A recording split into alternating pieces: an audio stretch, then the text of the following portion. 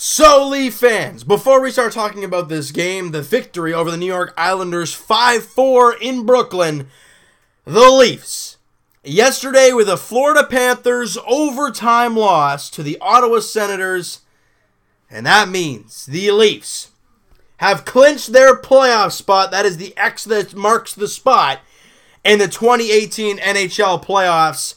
And there you have it, folks. There you go. Boston beat Tampa. You know what that means as of right now. The Leafs are facing Tampa Bay. Boston has a game in hand as well. But as for the Leafs, you can't worry about your opponent. You can't do anything about that. The Leafs can do is control their destiny, and that is just win some games right now heading into the playoffs. They won their last game. That's great, but you got to keep it rolling. And today, you're facing a New York Islanders team who is eliminated from postseason contention. Obviously, 3 games under 500 coming into the game. You know, they just weren't a really good team this year. But they're at home. They're gonna fight. And it didn't start out great. Anthony Bolivier scored 12 minutes into the first period. Leafs trailing 1. But then the Leafs get on a power play, and you just really don't want to do that. You really don't. Because Mitch Marner, yeah, you know what I'm leading to. Here we go. Mitch Marner with a slap pass to Nazem Kadri, who tips it past, I think it was former Marley goalie Christopher Gibson. And the Leafs tie the game on the power play. 31st goal of the year for Kadri. Marner and Morgan Riley grab assists on the play. But then Johnny Boychuk just 2 minutes later on their power play gives them the 2-1 lead at the end of the first period. So Freddie, shaky first period. But you know what? This team is good enough to come back from the 2-1 deficit. And we see that. Just under 8 minutes into the second period, Nikita Zaitsev fires a puck across to William Nylander. Looks like it's Nylander's goal initially. You look at the replay, it hits the defender and goes in instead of William Nylander. Zaitsev's 5th goal of the season. Matthews, Jake Gardiner grab assists, and the Leafs have tied the game at 2. But then, 3 minutes later, Brock Nelson scores his 19th. Leafs back trailing 3-2. But then, whom else? Mitch Marner. Point shot by Jake Gardiner, deflected in front by Mitch Marner. Not only does he have nifty mitts with the puck, but he is, I guess, a very good deflection artist. I mean, he's probably learned a lot from JVR. And his 22nd of the year, Jake Gardiner, Nazem Kadri grab assists, and we are tied at 3. We head to the third period. Like I said, we're tied at 3s. Ron Hainsey with initial point shot gets blocked, but who's right there where the puck just falls right to his stick? James Van Riemsdyk. And what do you think's going to happen with this puck? Darn tootin', it's going in the back of the net. His 36th goal of the season. My goodness. Can he hit 40? I mean, he's going to need a very good last little bit here. But what we've seen as of late wouldn't surprise me. So like I said, JVR's 36th, assisted by Ron Hainsey. That was just 2 minutes into the period. But then, 4 minutes after that, Leafs on the penalty kill. A lot of scrambling in front. The puck just pops out to John Tavares. Freddie's got no clue where the puck is, and he just bangs it in the empty net, and we're tied at 4. But let's fast forward 10 minutes after that with just under 4 to play. Nylander behind the net sees probably about, a sliver of an inch of space to feed the puck through to Austin Matthews. And what does he do? Oh yeah, right through the crease. 2 Islanders players right there. They don't get a stick on it, but you know who does? Austin Matthews, quick release, bang, in the back of the net. Leafs up 5-4. Leafs hang on for dear life late. They start peppering shots like crazy at Freddie. Make some big saves late. And the Leafs come away with the 5-4 victory. Shots on goal very even, 33-32. Freddie Anderson, like I said, 4 goals on 33 shots. But down the stretch in that final, 4-minute span when the Leafs took the lead, he was massive. Now, I understand throughout the game, there were some, plays where like, Freddie, you shouldn't have made that save. Look, the goal against Tavares, come on. The puck's got fired from the point. There's probably about 4 bodies standing in front of him. He's wondering if the puck's standing right in front. Meanwhile, to the side and behind him, Tavares is the only guy who sees it, and he puts it in the net. How is Freddie going to make that save? He's not. Overall, did he play great all game?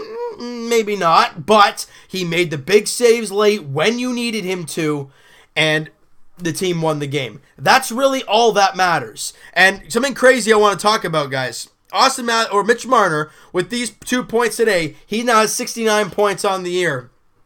1 away from 70.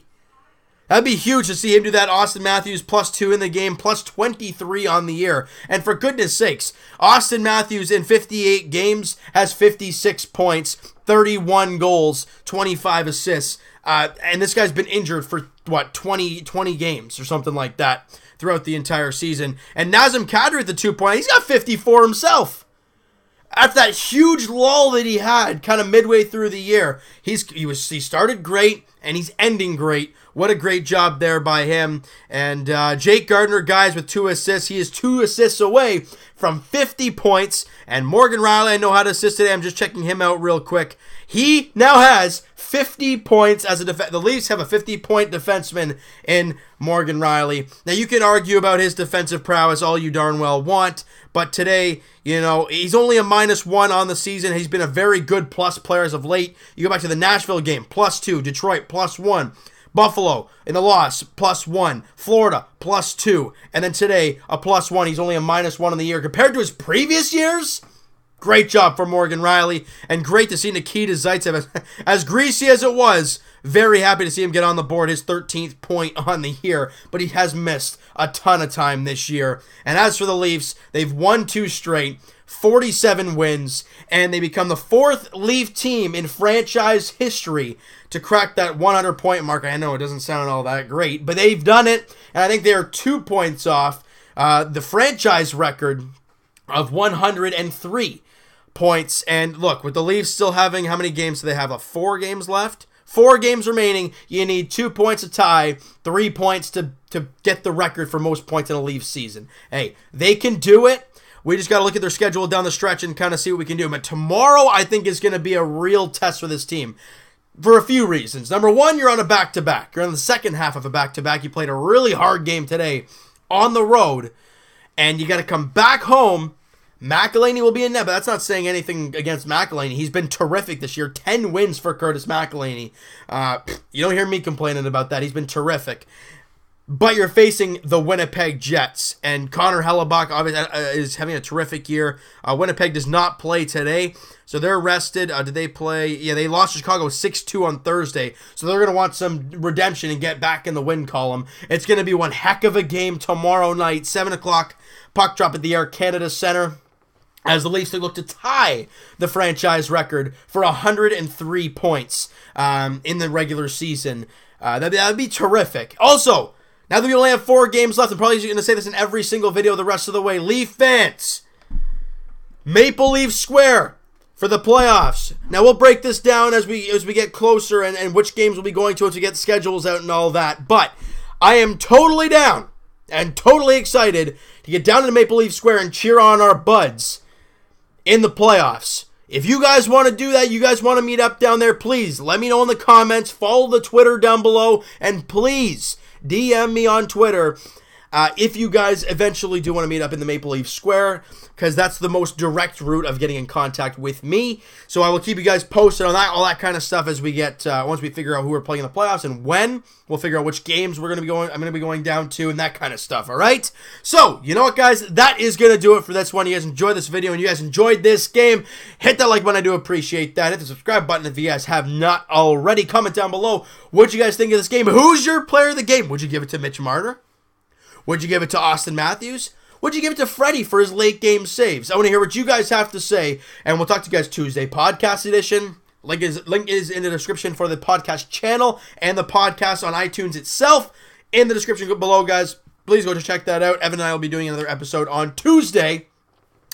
We'll talk to you guys, Raptors edition. That'll be tomorrow night. Here we go, people. We had some time off. Now here we go. Raptors, Celtics tomorrow night at TD Garden. Raps, I think, is looking for their second straight victory, and they look to prove something to the NBA and the Boston Celtics themselves, all right? So we'll talk to you guys then all about that stuff. We'll talk to you guys Jay's edition very shortly as they lost once again to the New York Yankees. A little bit better offense, more or less, because they had a couple more hits in the ninth inning, but other than that, another loss for the Jays, 0-2 on the season. It's 2 games in, but still, And we'll talk to you guys Leafs edition. Like we said, tomorrow night, as the Leafs welcome in the Winnipeg Jets, Patrick Laine, and the Winnipeg Jets. 7 p.m. puck drop at the Air Canada Centre. This is going to be a fun matchup. The two best teams in Canada facing off. We'll talk to you guys then.